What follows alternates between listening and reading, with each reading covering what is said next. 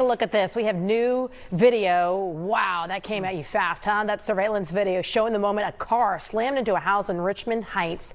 Julia Bagg is joining us live from the scene. Julia, that video is wild to see. Tell us about the injuries. Yeah, not only the sights, but the sounds, Shelley, and we know at least one person landed in the hospital in critical condition. Take a look at what's missing here this afternoon, and that's a large piece of fence that once bordered the front yard.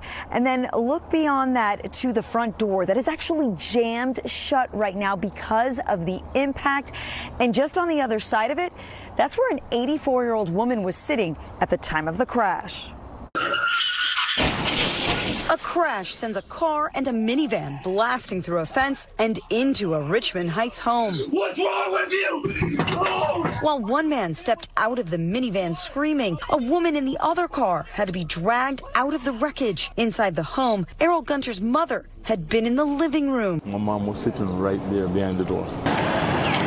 Miami-Dade deputies say the crash happened around 7 o'clock last night at Monroe Street and Douglas Drive. Gunter got a phone call from his sister about what happened and rushed to check on their mother. But the front door was jammed shut. The crash left a gaping hole and cracks in the front wall of the house. I'm like, the first thing I did was run we can't go to the front door, so I run to the back to see if my mom was okay. God is good. God is good, because it could have been worse.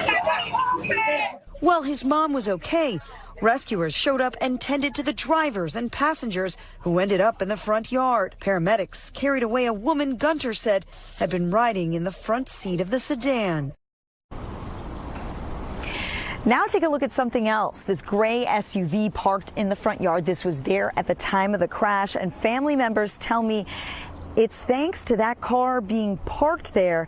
It actually prevented more of the two cars coming into the front of the house. In fact, Errol Gunter telling me that if that car were not there, perhaps that minivan may have slammed into that front door. And of course, we know his mother was just on the other side of that. Again, she is okay. Several people did go to the hospital, at least one of them in critical condition.